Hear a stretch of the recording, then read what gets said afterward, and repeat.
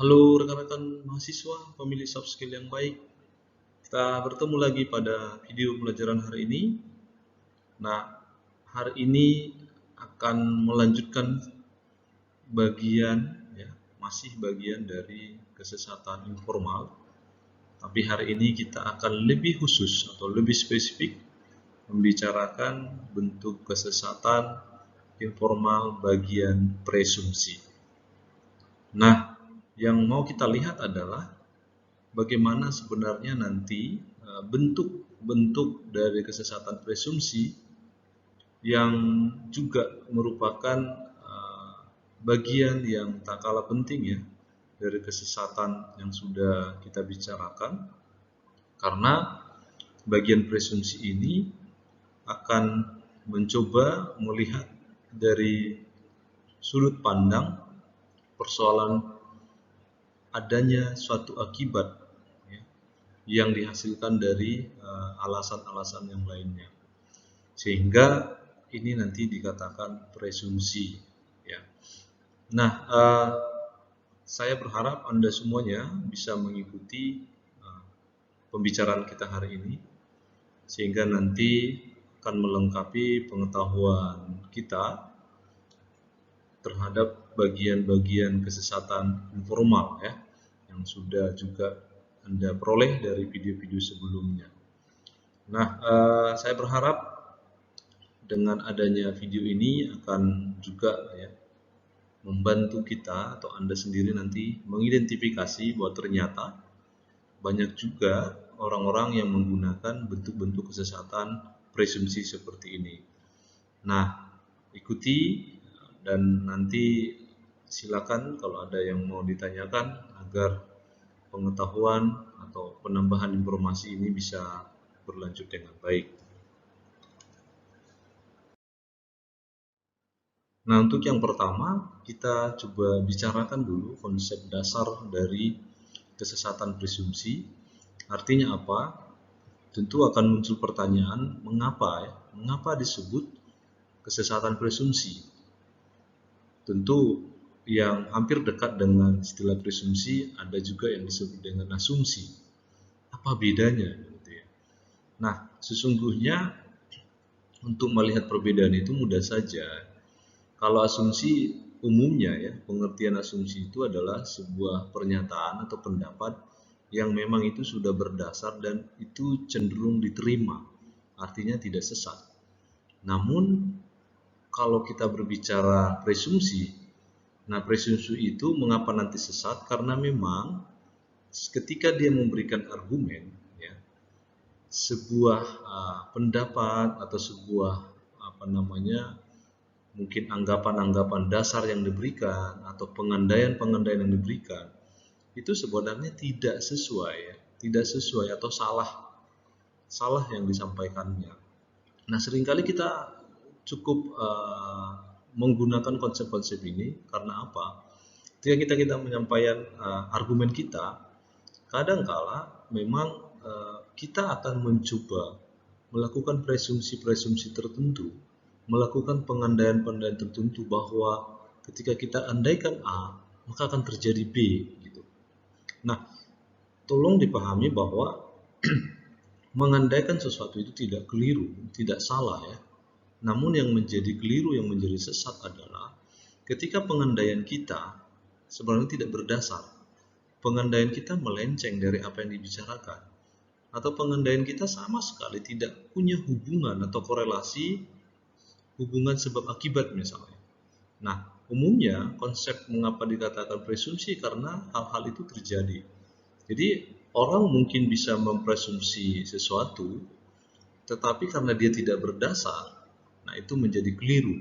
Tapi kalau orang memberikan anggapan-anggapan dasar yang berdasar, nah itulah yang disebut nanti asumsi. Ya, jadi asumsi itu pada kadarnya sebenarnya lebih akan diterima sebuah kebenaran karena memang sesuai dengan apa yang dibicarakan. Namun presumpsi tidak demikian. Presumpsi justru berusaha ya mencoba memberikan pengandaian-pengandaian atau anggapan-anggapan yang memang sama sekali tidak punya hubungan dengan apa yang dibicarakan. Nah, inilah yang perlu kita pahami, sehingga kalau ada orang memberikan semacam presumpsi yang keliru, maka kita bisa cepat-cepat untuk mengidentifikasi dan mengingatkan orang itu, karena memang dia sedang memberikan bentuk kesesatan presumpsi. Nah, oke, ya semoga Anda bisa memahami ya perbedaan antara konsep dasar dari sebuah asumsi dan konsep dasar sebuah presumpsi. Nah, di dalam konsep bagian dari kesesatan ini, inilah yang coba sering digunakan orang-orang, sehingga nanti kita bisa melihat, oh ternyata dia itu sedang memberikan sebuah penalaran atau bentuk kesesatan presumpsi. Nah, contoh umum ya, contoh sederhana yang mungkin barangkali di beberapa kepercayaan masyarakat, di beberapa mungkin semacam culture ya, culture di dalam sebuah kehidupan masyarakat, masih ada atau hidup ya model-model kesesatan seperti ini.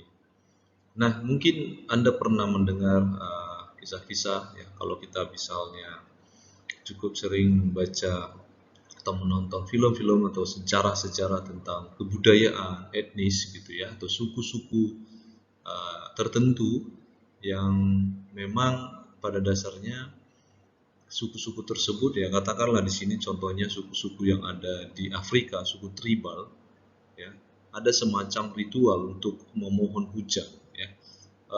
Biasanya akan terlihat memang laki-laki ya, atau kaum laki-lakinya itu akan menabuh genderang ya secara kencang, sementara wanita itu biasanya berjoget atau menari. Jadi dengan peristiwa seperti itu mereka merasa bahwa nanti akan hujan itu akan turun gitu. Nah, saya kira bukan hanya di suku-suku di Afrika ya demikian. Kalau kita juga mengingat beberapa kemajuan-kemajuan kebudayaan, terlebih misalnya sebelum agama yang diakui di negara Indonesia, itu ada beberapa suku dan kebanyakan suku-suku mungkin yang menganut animisme misalnya. Mereka itu masih percaya dengan bentuk-bentuk yang menggunakan konsep ini ya, presumpsi. Jadi entah misalnya akan ada masa panen, mereka akan melakukan ritual-ritual tertentu. Entah misalnya ingin menanam padi misalnya, mereka juga akan melakukan sesajen-sesajen tertentu. Nah, dengan cara seperti itu mereka melakukan presumpsi hujan turun, panen akan menjadi berkah, begitu ya, macam-macam. Nah, ini contoh-contoh yang cukup sering beberapa etnis yang saya kira di suku-suku Indonesia, mungkin suku pedalaman atau di daerah-daerah tertentu, ini masih ada semacam kepercayaan-kepercayaan seperti ini, akan melakukan ritual-ritual tertentu, sehingga apa yang dipikirkan, jadi seolah-olah dengan melakukan ritual itu, maka mungkin apa yang diharapkan akan terjadi. Padahal itu sebenarnya tidak berhubungan sama sekali, ya. Karena bagaimana konsepnya? Kalau kita belajar tentang terjadinya hujan melalui ilmu pengetahuan itu sudah jelas. Bukan karena genderang ditabuh dengan kencang, ada yang berjoget, ada yang menari gitu ya. Tidak ada hubungannya itu akan hujan. Melalui ilmu pengetahuan jelas hujan itu ada prosesnya ya. Tentu prosesnya bukanlah karena adanya genderang, tetapi adanya proses panas yang begitu panas dulu baru muncul awan kan begitu ya, dan seterusnya. Saya kira di sini yang perlu dikatakan mengapa itu sesat, karena memang sama sekali tidak memiliki ya hubungan peristiwa tersebut. Nah, itu mungkin ya contoh umum yang cukup sering dan beberapa di suku-suku kita barangkali masih menganut semacam kepercayaan atau prinsip kebudayaan seperti itu. Nah, atau yang kedua mungkin pernah kita alami barangkali ya, misalnya orang itu kecelakaan karena sebelumnya melindas kucing hitam. Nah, ini juga saya kira semacam kepercayaan yang cukup sering digunakan juga ya. Jadi kalau ada orang yang kecelakaan itu karena melindas kucing hitam. Padahal mungkin di sini kucing hitam yang dimaksud itu mungkin tidak punya ya, tidak punya hubungan secara langsung bahwa dia bisa kecelakaan. Tapi kalau memang faktanya benar, nah ini masuk akal. Katakanlah memang betul ada kucing lewat lalu kita tabrak, nah kita bisa jatuh, itu masuk akal. Tapi kan kadang-kadang ada semacam hal-hal yang mistis justru lebih dipercayai daripada kejadian yang nyata. Jadi dia kecelakaan karena sebelumnya dia melindas kucing hitam, ya, atau tiba-tiba uh, harimau jadi-jadian lewat begitu, atau kucing yang cukup seram itu tiba-tiba nongol depan, dia tidak tabrak. Nah itu, ini nih semacam-macam kepercayaan-kepercayaan tertentu ya. Kalau memang faktanya ada seekor kucing hitam ya memang bisa kecelakaan. Namun arahnya mengapa dikatakan sesat justru nanti presumpsi-presumpsi yang dibangun dengan konotasi kucing hitam itu seolah-olah ini mistis begitu ya. Seolah-olah itu yang membuat kecelakaan padahal pada dasarnya tidak ada hubungannya. Nah, atau misalnya ia terkena sial karena kemarin memakai baju dengan terbalik atau sebaliknya begitu ya. Nah, ini saya kira ada beberapa bentuk kepercayaan juga di kita ya di Indonesia. Kalau pakai baju terbalik nanti timpa sial ya. Atau sebaliknya kalau kita pakai baju yang terbalik nanti kita dapat untung. Nah, ini ada semacam kepercayaan seperti itu. Atau di rumah kita kalau tiba-tiba nanti ada seekor kupu-kupu, kita nanti mengatakan wah ini pertanda ada tamu gitu ya. Atau kalau kita nanti duduk di depan pintu nanti jodohnya jauh gitu ya. Atau rezekinya jauh begitu ya. Kalau kita duduk di atas bantal nanti bisulan macam-macam. Kalau kita nanti menjahit malam-malam nanti akan ada apa ya rezeki yang hilang atau jodoh yang hilang atau macam-macam. Nah itu bentuk-bentuk yang memang kalau kita hubungkan ya tidak punya korelasi yang jelas ya antara unsur-unsur seperti itu. Atau misalnya banyak kecelakaan di Cipularang dipicu roh-roh yang menghuni kilometer 6872. Nah ini saya kira filmnya juga ada, silakan Anda tonton. Nah ini semacam ini ya beberapa kepercayaan tertentu kalau di dalam konsep bernalar atau berpikir kritis tentu semua itu adalah bagian dari apa namanya kita sebut kesesatan presumpsi. Namun mungkin ya, mungkin di sebagian orang memiliki kepercayaan tertentu, apalagi misalnya orang-orang tersebut mungkin memiliki semacam apa ya, semacam indera keenam yang mungkin memiliki kekuatan metafisika ya, yang mampu semacam menerawang begitu. Nah itu mungkin baginya sah-sah saja ya, tapi bagi kita yang berpikir normal ya, ini bukan indigo yang kita maksud, ini adalah berpikir normal, tentu hal-hal itu tidak masuk akal ya, tidak bisa berterima dengan akal sehat manusia karena memang pada dasarnya tidak ada korelasinya. Bagaimana menjelaskan hal-hal itu bisa terjadi dengan konsep-konsep yang disampaikan. Nah, ini contoh-contoh umum ya yang berkaitan tentang itu. Nah, bagian presumpsi yang pertama sebenarnya itu kita sebut dengan istilah presumpsi yang sesat itu karena salah sebab. Nah, salah sebab itu artinya bahwa sebuah peristiwa terjadi lalu kita mengatakan sebabnya karena A, padahal memang yang A ini tidak sama sekali menyebabkan peristiwa itu misalnya. Jadi presumpsi ini nanti yang tidak benar itu karena memang unsur penyebab atau unsur alasan mengapa terjadi sebuah peristiwa itu tidak berhubungan ya. Artinya mungkin kalau mau kita jujur mungkin sebab itu bisa terjadi pada peristiwa yang lain, tapi untuk peristiwa yang A ini mungkin tidak begitu. Artinya dia mencoba mengangkat sebuah unsur penyebaban, unsur sebab itu ke dalam sebuah peristiwa, padahal sebenarnya dalam peristiwa itu sama sekali tidak punya hubungan tentang apa yang dikatakan. Sehingga nanti di sini hubungan antara premis dan kesimpulan itu memang bergantung pada suatu hubungan kausal ya, kausalitas, hubungan sebab akibat atau akibat sebab yang imajinal. Nah, imajinal itu artinya hanya sebatas imajinasi. Jadi hayalan saja. Jadi bisa saja dia mencari sebab-sebab gitu ya. Bisa saja memang dia mencoba mengimajinasikan, oh, saya kecelakaan karena dia sedang mengimajinasikan dia bertemu dengan hantu misalnya. Bisa saja. Jadi dia itu semacam imajinasi saja yang memunculkan bahwa peristiwa itu terjadi karena sebab itu. Padahal sebenarnya tidak ada.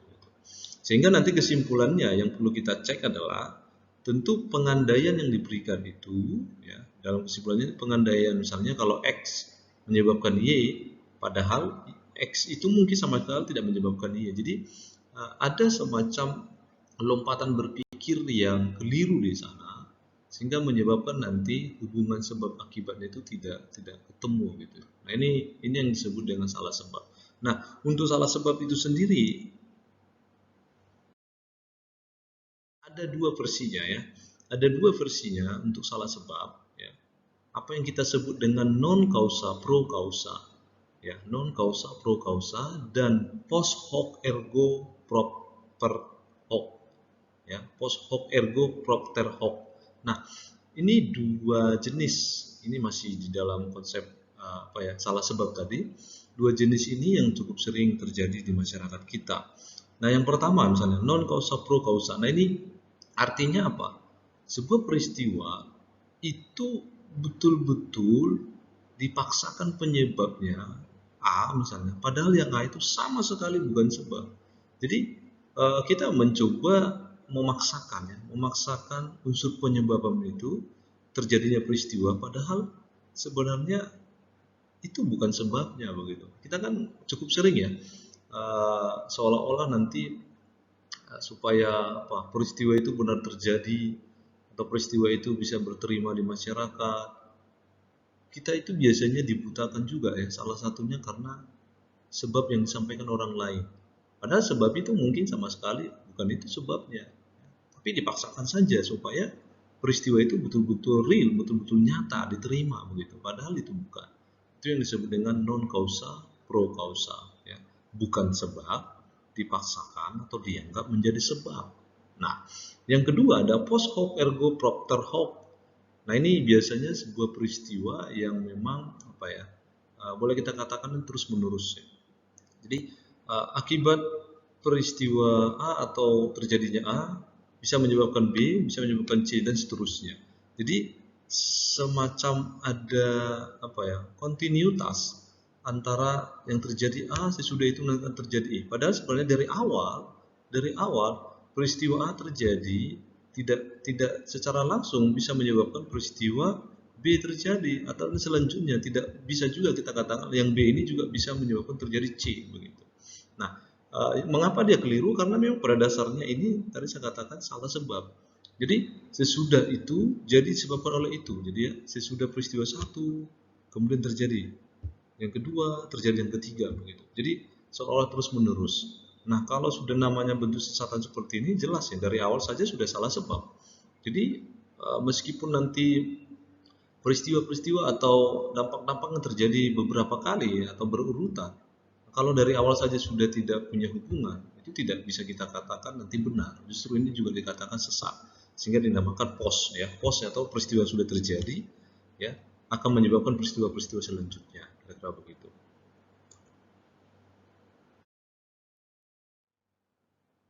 Nah, untuk memperjelas maksudnya, coba kita lihat yang pertama ya. Non kausa pro kausa ya, bukan sebab tapi dipaksa atau dianggap sebagai sebab. Nah, apa yang dianggap menjadi unsur penyebab itu adalah suatu hal yang sebenarnya sama sekali tidak ada hubungannya, tidak merupakan unsur penyebab. Nah, contoh, barangkali ya kita cukup sering juga mungkin melihat pemberitaan ya, misalnya seperti ini, Badan Antariksa Nasional memberitahukan bahwa beberapa hari lagi planet Mars akan berada segaris dengan Jupiter. Hal itu diperkirakan akan memiliki pengaruh pada perilaku hewan dan manusia, walau tidak diketahui secara pasti bagaimana wujudnya. Jadi, jika besok ada anjing yang menggigit orang, itu bisa jadi karena posisi Mars segaris dengan Jupiter. Nah ini, kalau kita pikir-pikir, bagaimana ya menjelaskan hubungan ya, seekor anjing menggigit manusia itu karena memang pengaruh, karena memang segaris antara Mars dengan Jupiter. Ya, dalam nalar kita sangat tidak bisa kita katakan. Jadi peristiwa seekor anjing akhirnya menggigit manusia seolah-olah disebabkan karena posisi Mars dengan Jupiter itu segaris. Nah ini kan cukup aneh dan sekaligus ini akan menjadi pertanyaan bagi kita. Bagaimana ceritanya bisa terjadi demikian? Ya, apakah benar bahwa seekor anjing menggigit manusia itu memang disebabkan oleh adanya posisi garis Mars dan Jupiter itu betul-betul dalam konteks segaris begitu, satu arah, barangkali demikian.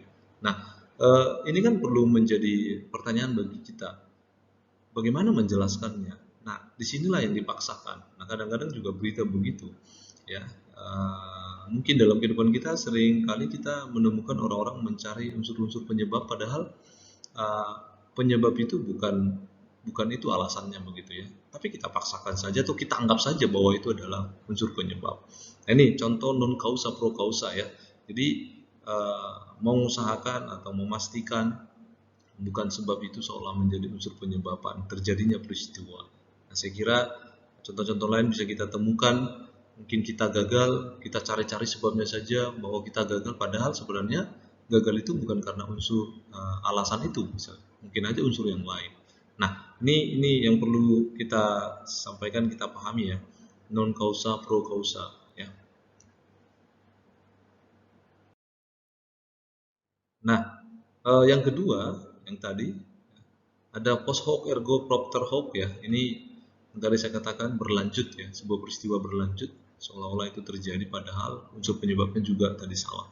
Nah, misalnya dia akan mencoba nanti peristiwa-peristiwa sebelum ya, sebelum peristiwa yang lainnya terjadi, ini dianggap menjadi unsur penyebab sehingga nanti seolah-olah berurutan.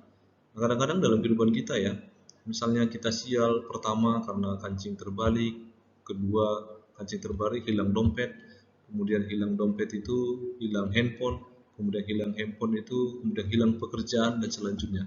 Jadi kita itu akan kembali pada ternyata yang menyebabkan ya hilang dompet itu karena pakaian saya terbalik, menghilangkan pekerjaan saya itu karena memang uang saya hilang. Nah, ini macam-macam ya. Bukan seperti itu. Jadi alasan itu tidak kuat, tidak adanya yang bisa memastikan bahwa peristiwa-peristiwa kehilangan yang tadi itu apakah benar ya betul-betul menjadi alasannya itu karena memang awalnya itu misalnya menggunakan pakaian dengan terbalik misalnya, tidak bisa. Nah, contoh mungkin kepercayaan-kepercayaan kita di masyarakat tertentu ya, misalnya di Jawa Tengah ya, terdapat kepercayaan bahwa apabila burung peranjak tidak henti-hentinya bersiul, maka tak lama lagi akan ada tamu yang sudah lama tidak bertemu. Ya, nah ini. Jadi ada peristiwa bersiul burung peranjak, lalu ada tamu. Ya, nah, coba kalau kita pikir-pikir bagaimana menjelaskan sebuah peristiwa perenjak bersiul, lalu ada tamu. Seperti yang saya katakan tadi, peristiwa datangnya kupu-kupu, ada tamu. Ya. Atau misalnya ayam berkokok di siang hari, ya, tiba-tiba ada orang meninggal. Gitu. Nah, ini kan sebenarnya tidak bisa dijelaskan dengan baik sehingga ini tergolong pada bentuk kesesatan. Atau misalnya memakai baju atau kaos tapi tanpa sadar Anda memakai terbalik misalnya. Lalu nanti peristiwanya akan seolah-olah karena memakai baju tersebut kita akan dapat rezeki, ya, durian runtuh misalnya, ya. Kita akan mendapatkan semacam pendapatan lebih atau bonus, ya, macam-macam. Jadi seolah-olah peristiwa ini terjadi dengan ini, lalu peristiwanya dikarenakan ini. Dia terus menerus semacam ini rangkaian. Padahal sebenarnya kalau kita telisik satu persatu, ya memang sama sekali tidak ada hubungannya ya dari peristiwa-peristiwa tersebut. Nah, itu bagian yang B ya. Nah, ada juga sebenarnya ya dalam konsep presumpsi bagian yang salah ini, ya, salah sebab ini, ada juga sebenarnya yang kita sebut dengan apa ya, sebuah sebab yang mungkin sangat berhubungan, tapi kita katakan ini sangat rendah kualitasnya gitu ya. Uh, ini masih bagian kecil sekali. Artinya ini bukan unsur penyebab utama. Mungkin ini adalah unsur penyebab yang lainnya, ya. Tapi dikatakan juga sesat. Mengapa? Karena memang sebuah peristiwa itu hanya kebetulan saja ya. Dengan kejadian lain tidak merupakan alasan yang cukup atau tidak punya alasan yang kuat. Sehingga nanti seolah ini, jadi terlalu simpel, terlalu sederhana alasannya sehingga terjadinya peristiwa tertentu. Nah, kita sebut ini fallacy of oversimplification. Ya. Jadi falasi yang terjadi karena memang alasannya terlalu sederhana. Nah, ini biasanya kalau kita katakan ini bahasa sederhananya alasan yang dicari-cari lah begitu ya. Alasan yang ya yang dibuat-buat begitu ya, mungkin bahasa kita ya. Atau misalnya dalam sebuah hubungan atau sebuah komunitas atau sebuah apa ya perkumpulan tertentu ya mungkin karena tidak senang jadi dicoba cari-cari alasan saja begitu. Alasannya sederhana, mungkin kalau orang yang pintar berkelit, orang yang pintar berargumentasi, orang lain bisa percaya sebenarnya. Tapi kalau kita jeli, masa hanya karena alasan yang sederhana saja, lalu akan terjadi peristiwa besar. Nah, gitu ya. Nah, ini terlalu simple, yaitu mengapa kita sebut dengan juga kesesatan bagian ini. Nah, contohnya seperti ini. Dewasa ini demokrasi merambah semakin banyak bidang tata kenegaraan Indonesia. Tetapi bersamaan dengan itu, terjadi lebih banyak tindak pidana korupsi juga. Jadi, untuk memberantas korupsi, penerapan demokrasi perlu sangat dibatasi. Nah, gitu ya. Jadi, seolah-olah hanya karena demokrasi itu terjadi merambah bidang semuanya, korupsi itu bisa terjadi. Padahal kan alasannya terlalu sederhana. Saya kira apakah memang karena demokrasi itu langsung menyebabkan adanya korupsi yang begitu besar sehingga nanti harus dibatasi demokrasi? Saya kira ini alasan-alasan yang buat-buat saja menurut saya. Masih banyak alasan-alasan lain mengapa korupsi. Bukan karena demokrasinya. Menurut saya itu tentu adalah karena oknumnya begitu ya. Tidak ada salahnya demokrasi. Ya, tetapi di sini kan coba kita digiring pemikirannya seolah-olah yang membuat terjadinya korupsi itu adalah demokrasinya. Nah, ini alasan terlalu sederhana. Mungkin kalau kita paksa ya, kita coba berhubungan, ada hubungannya iya. Tapi ini kan sangat rendah kualitasnya begitu ya. Kalau kita cari mungkin faktor-faktor yang lain, mungkin masih ada faktor yang lebih kuat mengapa terjadinya korupsi. Jadi tidak perlu juga kita mengatakan sebuah kesimpulan. Jadi untuk memberantas korupsi, penerapan demokrasi perlu sangat dibatasi. Saya kira ini sangat keliru ya. Ini biasanya Anda harus jeli, banyak orang-orang yang menggunakan konsep seperti ini di televisi atau di koran-koran. Kalau kita baca berita-berita, hati-hati. Jangan karena terlalu sederhana alasannya, ya kita memastikan bahwa itu adalah penyebabnya begitu ya. Saya kira di sini perlu kehati-hatian sehingga kita juga ya dalam kehidupan kita pemilih-pemilih soft skill juga yang baik. Saya kira nanti kita juga harus melihat dulu, cross check dulu ya, mana alasan yang kuat, yang lemah, yang tidak berdasar begitu. Ya, kita harus pandai-pandai menyampaikan dengan baik sehingga kita tidak masuk pada golongan-golongan yang menggunakan fallacy of oversimplification ini ya. Fallacy yang menggunakan alasan-alasan terlalu sederhana untuk suatu penyebab yang lainnya.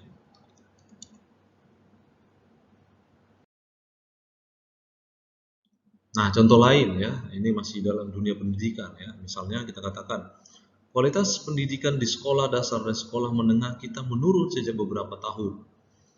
Lalu coba dicari-cari kesalahannya. Hal itu pasti karena guru-guru kita tidak bekerja dengan baik dewasa ini. Nah, ini kan seolah-olah gurunya yang salah. Jadi penyebab pendidikan, kualitas pendidikan itu ya gurunya. Padahal kalau kita belajar teori pendidikan, saya kira pendidikan itu kan banyak faktornya, banyak penyunjangnya, bukan hanya guru. Guru hanya salah satu.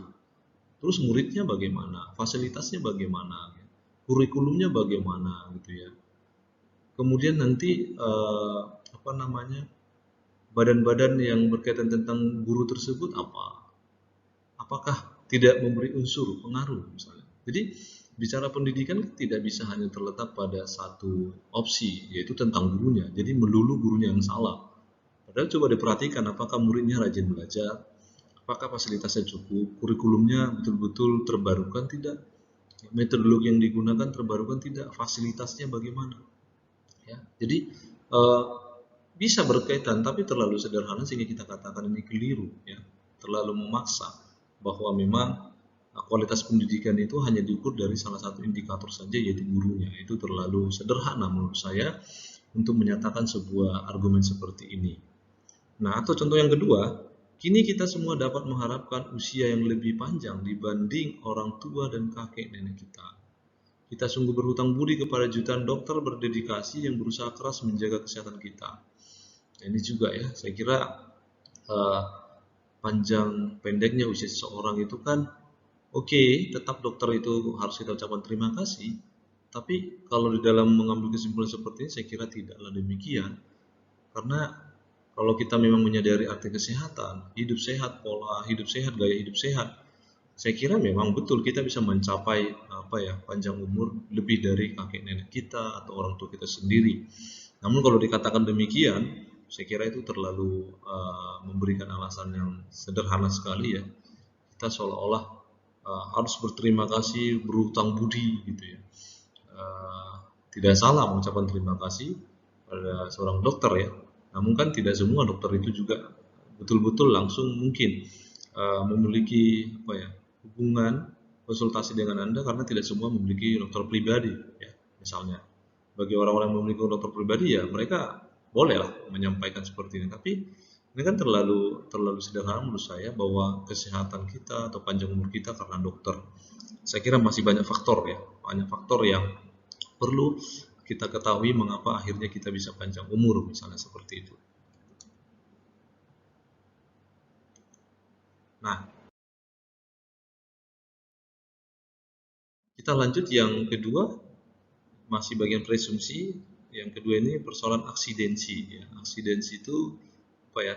Sebuah peristiwa yang dianggap semacam kebetulan yang terjadi, tapi yang menjadi keliru di sini seolah-olah ada aturan umum ya, ada aturan, biasanya kan ada aturan-aturan yang terjadi di masyarakat. Nah, aturan umum ini coba dipaksakan pada hal-hal yang spesifik peristiwanya ya. Jadi memaksanya karena memang tidak peduli dengan ciri-ciri aksidentalnya, tidak peduli dengan peristiwa-peristiwa tertentu gitu ya. Ada peristiwa-peristiwa tertentu yang memang tidak bisa dikaitkan. Jadi kita akan paksakan aturan umumnya itu diterapkan pada aturan yang spesifik yang memang tidak pada masa lingkup atau cakupannya begitu. Atau biasanya aturan umum ini dikutip di premis. Jadi di premis di awal dulu nanti disampaikan lalu diterapkan secara keliru pada hal-hal yang spesifik terjadi pada kesimpulan.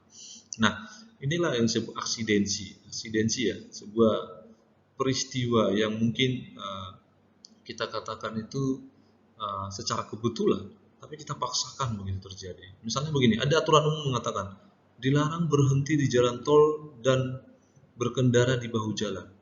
Ini saya kira cukup sering kita baca ya, aturan-aturan yang muncul ya, kalau kita misalnya melalui atau lalu lintas kita jalan tol, kita akan baca dilarang berhenti di jalan tol dan berkendara di bahu jalan.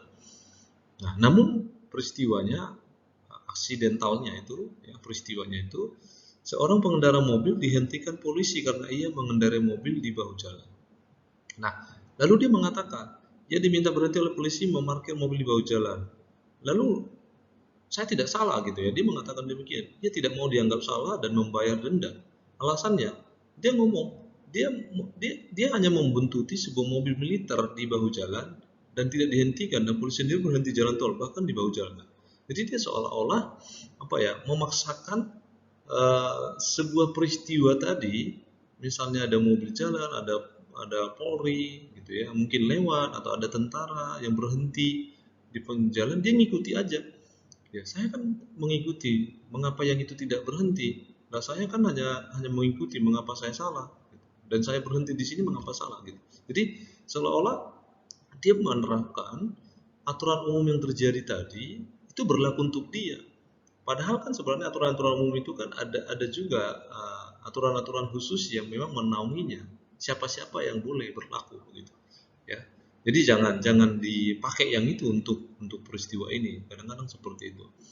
Atau misalnya di dalam Di dalam mungkin di dalam rumah atau di dalam peristiwa-peristiwa tertentu. Misalnya di dalam mall ya, tertulis lift ini hanya boleh digunakan oleh petugas. Biasanya gitu ya. Beberapa kalimat-kalimat perintah atau kalimat-kalimat larangan yang muncul di sana. Lalu kita memakainya. Lalu ada petugas lain mengatakan, kamu tidak boleh ya nggak apa-apa.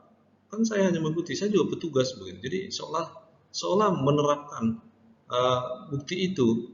Nah, kalau benar dia petugas nggak masalah. Tetapi kan yang menjadi keliru, dia seolah menggunakan hal yang berlaku untuk petugas itu dipakainya untuk dia padahal dia bukan petugas misalnya. Nah ini asidensi seperti itu ya. Kadang-kadang kita ini biasanya kita akan bertemu orang-orang yang ngotot ya, orang-orang yang ya mungkin supaya dia juga tidak dikatakan salah, jadi dia mencari-cari saja seperti itu karena memang itu berlaku seperti itu ada aturan umumnya, jadi saya boleh dong karena saya juga adalah ini misalnya ya. Nah ini yang perlu dipahami dari aksidensi. Jadi sebuah peristiwa-peristiwa yang mungkin kebetulan terjadi dari kita mengambil sebuah aturan umum lalu kita paksakan aturan umum itu berlaku, padahal hal yang spesifik itu mungkin cakupannya ya tidak ada hubungannya, tidak tergolong pada itu. Orang-orang yang berlaku seperti itu adalah misalnya juga dalam jalan raya ya, lalu lintas yang lain misalnya eh, setiap pengendara motor boleh apa ya menancap gas itu sampai 150 km per jam misalnya. Nah ini kan ada aturannya. Ini pengendara yang seperti apa yang dimaksud begitu ya? Kalau ada hukumnya, ya misalnya apakah ambulans, apakah misalnya nanti mobil pemadam kebakaran, ya sehingga kita bisa melihat kalau bunyi sirine seperti itu kan harusnya kita berjalan misalnya kita mendahului, ini enggak. Ada orang-orang justru mengambil kesempatan begitu ya.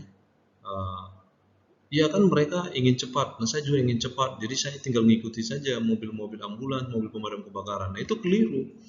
Itu mereka punya tugas, cakupannya jelas dan aturannya ada. Jadi jangan dipakai aturan yang untuk pemadam kebakaran atau mobil ambulans misalnya masuk kepada kita mobil-mobil pribadi, saya kira keliru. Nah di sini yang disebut dengan aksidensi itu ya.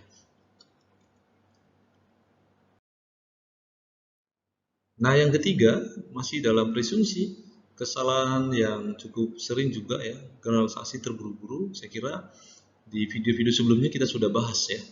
Nah, mengapa akhirnya generalisasi terburu-buru itu keliru atau salah? Karena memang mencoba mengeneralkan sesuatu itu dengan memaksa ya, dengan terburu-buru. Dia coba mencari hal-hal yang berkaitan dengan ini, padahal sebenarnya antara jumlah sampel dengan populasi itu tidak apa ya, kita katakan tidak bisa mewakili begitu ya. Jadi ini perlu nanti dipahami. Jadi jangan terburu-buru sehingga waktu kita membahas generasi induktif supaya tidak keliru, rumusnya adalah caranya adalah kita mengatakan ada tingkat probable ya kalau Anda masih ingat, kemungkinan. Namun di sini dia tidak menggunakan kata kemungkinan seolah memastikan. Nah, di sini yang jadi keliru. Jadi generalisasinya jadi keliru ya karena memang ukuran sampelnya itu tidak proporsional, dia paksa saja. Padahal mungkin katakan saja populasinya 5, ya, sampel yang diambil satu, tapi satu ini bisa memukul rata informasi dari yang kelima. Saya kira keliru, terlalu sederhana juga ya. Jadi tidak bisa kita generalkan demikian. Ya. Contohnya di sini, seorang Madura bernama Ali mencuri dompetku. Ya. Jadi semua orang Madura pencuri dan berhati-hatilah terhadap orang Madura. Nah ini kan saya kira itu kan oknum ya. Kita tidak boleh mengeneralkan karena lantaran dia memang mungkin etnisnya atau daerahnya atau wilayahnya adalah Madura, lalu kita katakan uh, dia adalah pencuri gitu ya. Maka hati-hati orang Madura tidak bisa. Sama juga saya kira kalau Anda perhatikan misalnya ya, saya suku Batak, biasanya ada semacam premis atau argumen mengatakan orang Batak itu semuanya keras-keras. Saya bertemu Pak Jonter suaranya keras. Lalu nanti dijeneralkan, berarti semua Batak itu memang pemarah gitu ya. Karena suaranya keras-keras. Nah, itu saya kira keliru. Karena apa? Itu oknum. Kita tidak bisa mengeneralkan. Bayangkan orang Batak berapa populasinya, berapa orang. Lalu Anda mengambil satu sampel saya, ya, satu orang dari sekian banyak. Coba Anda temui dulu orang-orang Batak yang lain. Apakah iya? Kan tidak. Nah, di sini bentuk-bentuk yang dikatakan bagian generalisasi terburu-buru itu. Atau contoh yang kedua, misalnya aku bertanya kepada 6 kawan, apa ada peluang bahwa aku menang kontes Miss UPH misalnya. 6 ya ditanya, berarti populasinya 6. Mereka berkata bahwa aku akan menang. Jadi aku optimis akan menjadi Miss UPH tahun ini. Ya, Miss UPH tahun ini. Nah, sorry, bukan populasi, tapi sampel ya. Jadi dia bertanya pada 6 orang, ya. Padahal kalau kita lihat populasi mahasiswa UPH kan banyak. Bagaimana mungkin nanti 6 ini bisa mewakili dari ya, dari ribuan mahasiswa di UPH. sehingga dia yakin katanya bahwa dia akan menjadi optimis, akan menjadi Miss UPH. Ya, rasa optimis itu boleh-boleh saja, sah-sah saja, tapi harus masuk akal begitu. Jadi generalisasinya terlalu terburu-buru karena mengambil sampelnya 6, padahal populasinya mungkin 1000-an, ya. Sedangkan 50-50 saja kan belum tentu menang. Ya, rasa optimis itu baik, tapi kalau kita mengeneralkan seperti ini terburu-buru, saya kira juga keliru. Nah, itu yang dimaksud di situ. Atau yang ketiga contohnya, ya, ada 6 fundamentalis Arab ditangkap pada pengeboman World Trade Center di New York City. Kesimpulannya, orang Arab adalah orang yang fanatik, tidak ragu-ragu menggunakan kekerasan untuk mewujudkan keinginan mereka. Nah, saya kira ini juga keliru, ya, karena hanya sekadar mengambil 6 sampel, lalu kita pakai ini mengeneralkan untuk ya mungkin jutaan orang Arab begitu kan tidak bisa, ya. Jadi perhatikan apakah nanti populasi dan sampelnya proporsional, ya, supaya nanti generalisasi induktif kita tidak keliru seperti yang sudah saya sampaikan. Tolong gunakan kata probable, tapi ketika dia tidak menggunakan kata mungkin, hanya mengambil semacam sampel yang sedikit yang tidak proporsional, nah saat itulah sebenarnya ini adalah bagian dari kesesatan presumsi yang disebut generalisasi terburu-buru, ya.